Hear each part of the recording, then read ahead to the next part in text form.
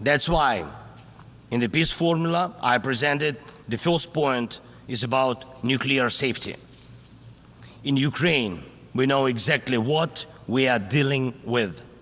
And I want to thank you, the General Assembly members, for adopting a resolution in July this year on the safety of nuclear facilities in Ukraine. Most in the world understand what's at stake. The General Assembly demanded that Russian return control of the Zaporizhzhia nuclear power plant to Ukraine. Only then real nuclear security will return to Europe and the world. And now about the day that must never come. Since Russia can't defeat our people's resistance on the battlefield, Putin is looking for other ways to break the Ukrainian spirit. One of his methods is targeting our energy infrastructure. And these are deliberate Russian attacks on our power plants and the entire energy grid. As of today, Russia has destroyed all our thermal power plants and a large part of our hydroelectric capacity. This is how Putin is preparing for winter, hoping to torment millions of Ukrainians, ordinary families, women, children, ordinary towns, ordinary villages. Putin wants to leave them in the dark and cold this winter, forcing Ukraine to suffer and surrender. Just imagine, please, your country with 80% of its energy system gone, with such a destroyed part of the system. What kind of life would that be? Recently, I received yet another alarming report from our intelligence. Now Putin does seem to be planning attacks on our nuclear power plants and their infrastructure, aiming to disconnect the plants from the power grid. With the help of satellites, by the way, ladies and gentlemen, satellites of other countries. Russia is getting images and detailed information about the infrastructure of our nuclear power plants. But what does this really threaten? Any missile or drone strike, any critical incident in the energy system could lead to a nuclear disaster. A day like that must never come. And Moscow needs to understand this, and this depends in part on your determination to put pressure on the aggressor. These are nuclear power plants. They must be safe. Ladies and gentlemen, 2 years ago, in the fall of 2022, I proposed a comprehensive strategy to end the war and to ensure security, and I presented the peace formula at a highly inclusive political platform for world leaders, the G20 summit in Indonesia, representing billions of citizens from all parts of the globe. And it's important for us that all these people can understand us, understand that Ukraine wants to end this war more than anyone in the world. War always poses a threat to many. You all see in the media and read in reports what is happening in Ukraine because of Russia's war. It's something many are imagining happening to themselves. And yes, the smoke from fires in war-torn cities can reach other countries. And if, God forbid, Russia causes a nuclear disaster at one of our nuclear power plants, radiation will not respect state borders. And unfortunately, various nations could feel the devastating effects. Many are concerned, but the deepest understanding of war is always found in the home it destroys. It's the Ukrainian people who feel the full pain of this war.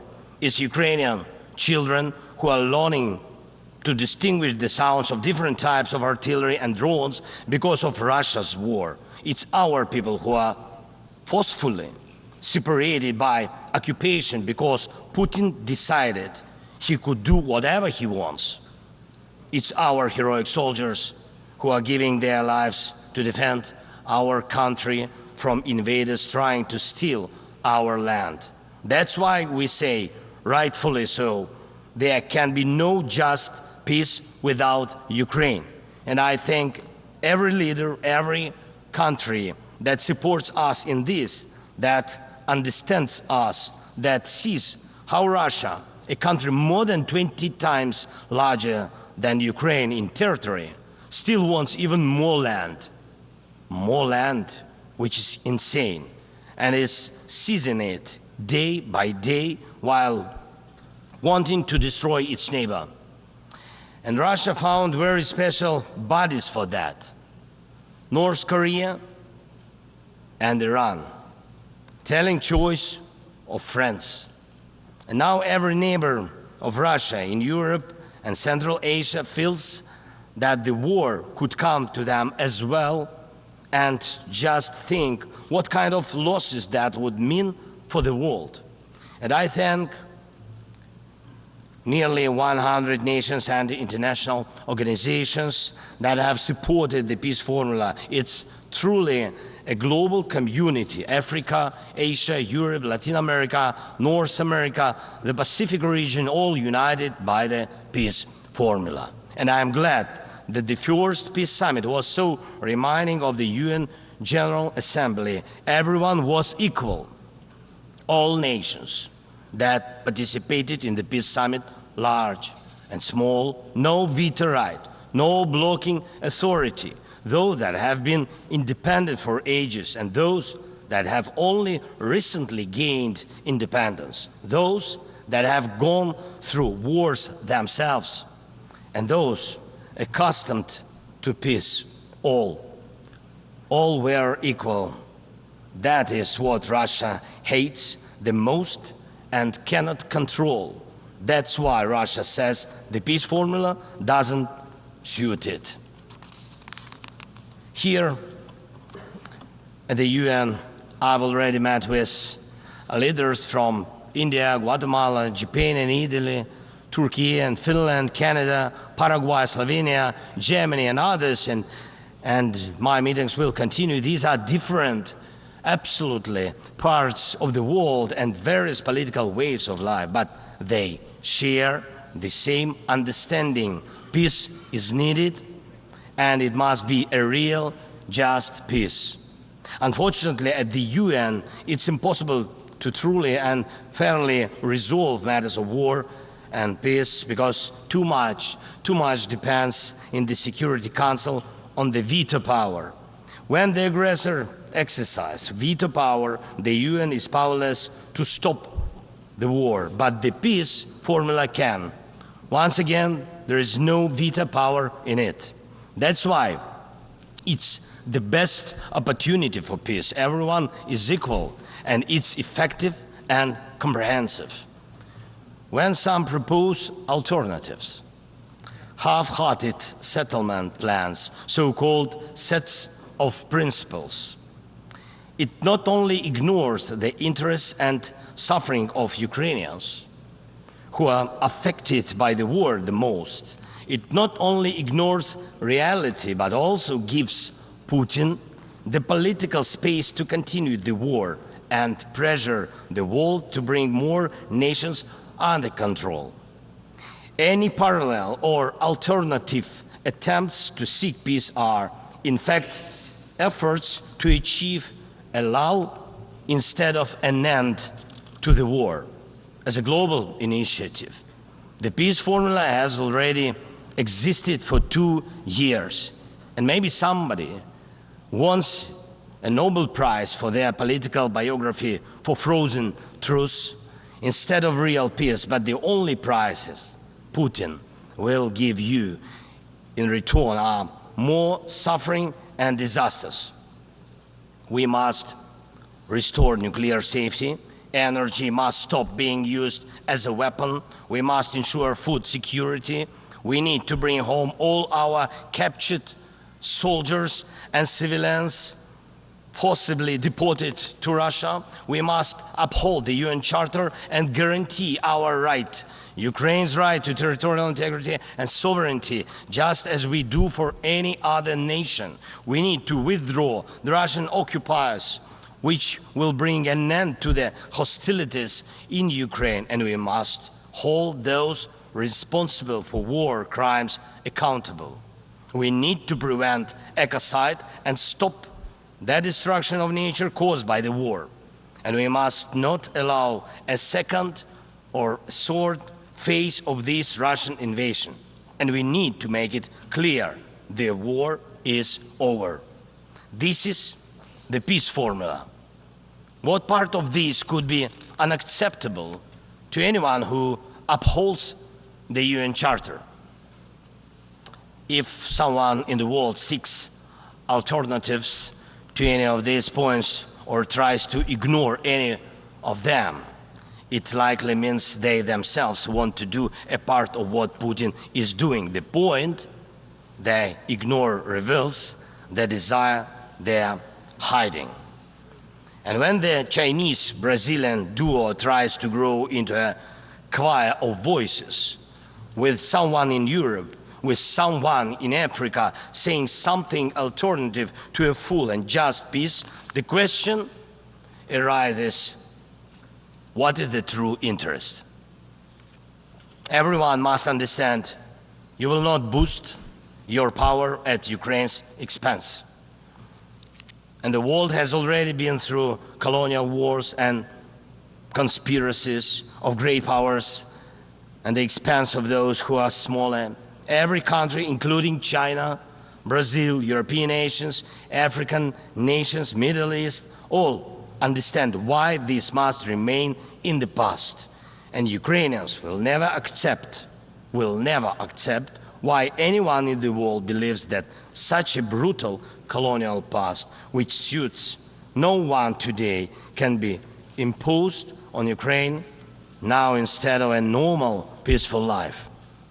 I want peace for my people, real peace and just peace. And I'm asking for your support from all nations of the world. We do not divide the world. I ask the same of you, do not divide the world. Be united nations. And that will bring us peace. Thank you. Slava Ukraini. On behalf of the Assembly, I wish to thank the President of Ukraine.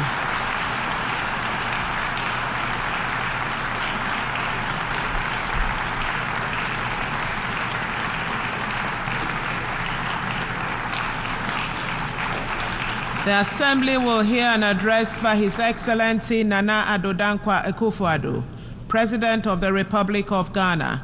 I request protocol to escort His Excellency and invite him to address the Assembly.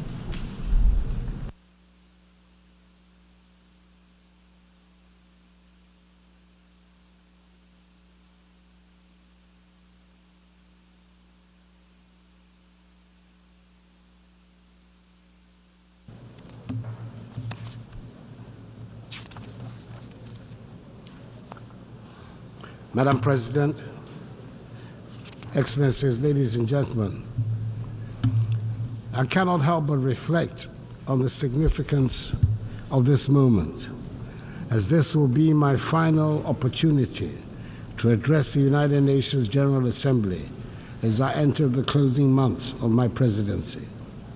Over the past 8 years, I've had the privilege of speaking on several variations of the essential themes that quite properly dominate the deliberations of this global assembly: the condition of humanity and the state of the planet.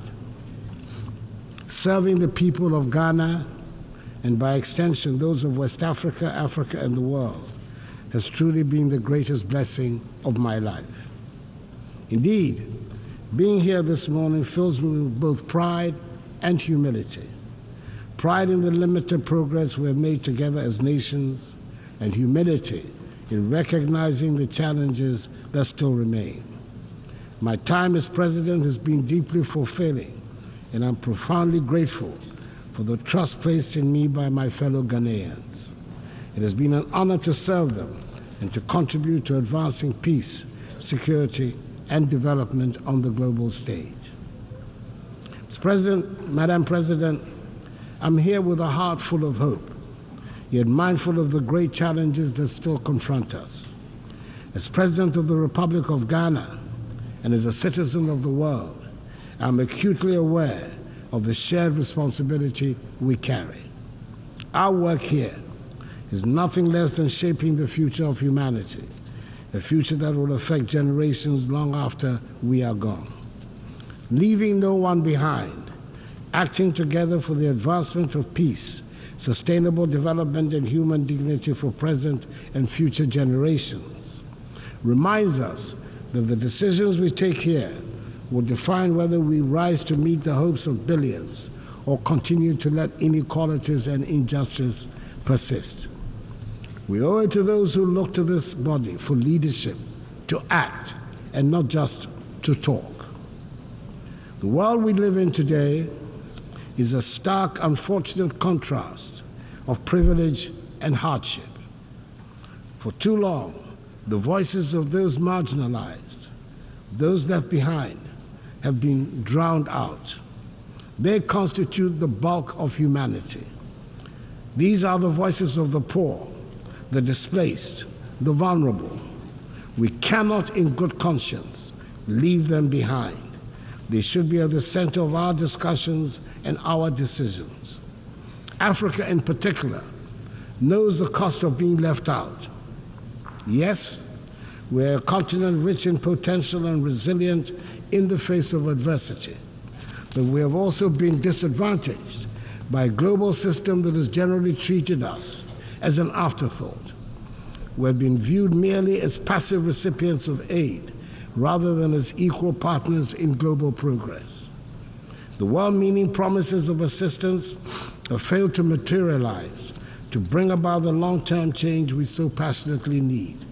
Such aid as is offered often comes with strings attached, limiting our ability to shape our own futures. Africa is not a continent of despair. She's full of great possibilities. She's required, however, to chart a new course of development. Our young population is filled with energy, creativity, and ambition. The people of Africa are not asking for handouts. They're demanding opportunities in a new global architecture so they can have access to education, healthcare, and jobs to be able to build better lives for themselves, their families, and their descendants. In Ghana, we've taken bold and decisive steps to ensure that no one is left behind in our national development, and we have shown that it is possible. Our flagship free senior high school policy has benefited 5.7 million young people, many of whom would have been denied the opportunity to learn, to dream, and to succeed. This initiative has transformed the lives of millions, positioning the next generation of Ghanaians to take their place as leaders in the global economy. But this is just the beginning. We need a global commitment to ensure that every child, no matter where they are born, has access to quality education. A world where children are left unprepared for the challenges ahead is not a just world. Beyond education, we've also prioritized health care for our people. Through Agenda 111, my government has embarked on the largest ever healthcare infrastructure project in Ghana's history. This initiative is constructing 111 hospitals across the country, ensuring that even the most remote regions have access to modern healthcare facilities. This is part of our broader goal of ensuring that no one in Ghana is left without the basic right to health. We've also taken significant steps to boost food security and economic growth through the Program for Planting for Food and Jobs. This initiative has improved food production, created jobs, and enhanced incomes for millions of Ghanaians. It is a clear demonstration that with the right policies and investments, we can transform our agricultural sector and ensure that no one goes hungry.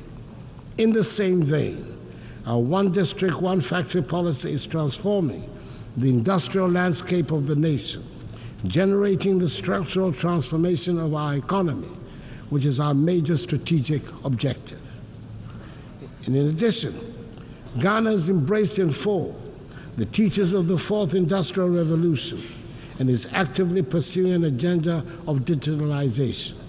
Under my administration, we've revolutionized public service delivery by integrating technology into governance.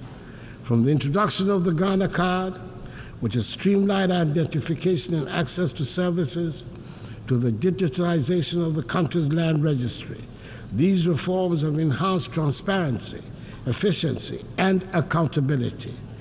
Digitalization has improved the lives of ordinary Ghanaians and has also laid the groundwork for sustainable economic growth in the digital age. And let us not forget the strides we have made in enhancing the rule of law and governance through reforms in the judicial system, strengthening our democratic institutions, and promoting transparency. Ghana continues to be a beacon of good governance in Africa.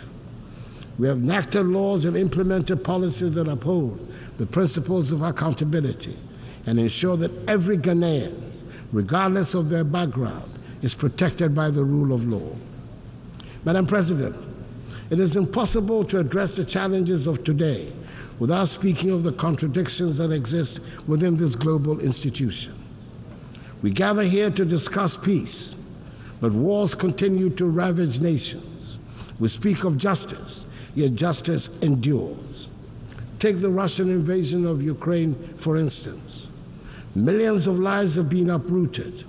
Thousands have lost their lives, and yet the Security Council has struggled to respond decisively, just as it is struggling to make a decisive intervention in the tragic ongoing war in Gaza and the Lebanon. The structure of the Council reflects a world that no longer exists, and its failure to act in times of crisis raises a difficult question. What is the purpose of the Security Council if it cannot intervene when the world needs it most? Reforming the UN Security Council is a matter of fairness and necessity. The current structure, created in 1945, no longer reflects the realities of today's geopolitical and economic landscape. Africa, Latin America, and South Asia remain underrepresented despite their significant influence on global affairs. This lack of representation undermines the legitimacy of the Council's decisions, and the use of veto power by a few permanent members often paralyzes its ability to act effectively during crises. Reform is essential to ensure that the Council is more inclusive, democratic, and responsive to the complex challenges we face today. The world has changed, and the Security Council must change with it to maintain its relevance in promoting global peace and security. For years, I've championed the need to reform the Security Council as per the Ezulwini Consensus, the common African position on UN reform, which calls for Africa to have permanent seats on the Council. It is incomprehensible that a continent of 1.4 billion people has no permanent voice in shaping decisions that affect global peace and security. The time for half measures is over. We need a Security Council that is fit for purpose in today's world. It is heartening, however, that finally the demand for reform has found acceptance by leaders of 2 of the 5 permanent members, President Joe Biden of the United States of America and President Emmanuel Macron of France. Hopefully, the others will soon follow suit. We must also recognize that the fight for peace goes beyond government actions. It is a fight for humanity itself. In Africa, we have often borne the brunt of conflicts, sending our troops to peacekeeping missions with limited support from the global community. While I'm pleased to see the UN now taking steps to finance peacekeeping in Africa, an outcome of Ghana's presidency of the UN Security Council, we must go further. Peacekeeping alone is not enough. We must address the potential causes of conflict, poverty, inequality, and lack of opportunity. True peace comes from investing in education, healthcare, and economic development. However, peace cannot be imposed from the outside. It must be built from within. African nations must take ownership of their security, and the African Union needs to strengthen itself to be able to respond swiftly to threats.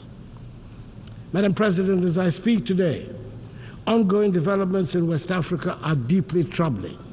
Military coups in Mali, Guinea, Burkina Faso, and Niger threaten the democratic progress we have worked so hard to achieve within the ECOWAS community. These coups are stark reminders that democracy is indeed fragile and must be continually nurtured. In Ghana, however, we will remain resolute in our commitment to democracy. As my presidency draws to a close, I want to assure this Assembly that the upcoming 2024 elections in Ghana will be free, fair, and transparent. Ghanaians have demonstrated time and again in the last 3 decades their strong attachment to democracy, which they will not permit to be undermined. The Electoral Commission, supported by Ghana's security services, is well equipped to ensure that the will of the Ghanaian people is respected. Ghana has long been a beacon of democracy in Africa, and we intend to keep it that way. The 2024 elections will be proof of our enduring adherence to the rule of law, transparency, and the principles of democratic accountability that have guided our nation in recent decades. Madam President, we find ourselves at a pivotal moment in history. The decisions we make today will shape the future of our world. We can choose to act with courage, compassion, and a commitment to leave no one behind, or we can choose inaction and allow the suffering of millions and the degradation of the planet to continue. Let me end by reminding us all that the future is not something that simply happens. It is something we create. We have the power in this room to change the course of history. Let us not shy away from that responsibility. Let us act now, and let us act together. I wish you God's blessings in all your current and future deliberations, and I thank you for your attention.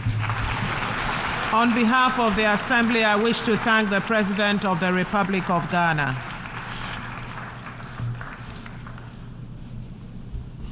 The Assembly will hear an address by His Excellency Rumen Radev, President of the Republic of Bulgaria. I request protocol to escort His Excellency and invite him to address the Assembly.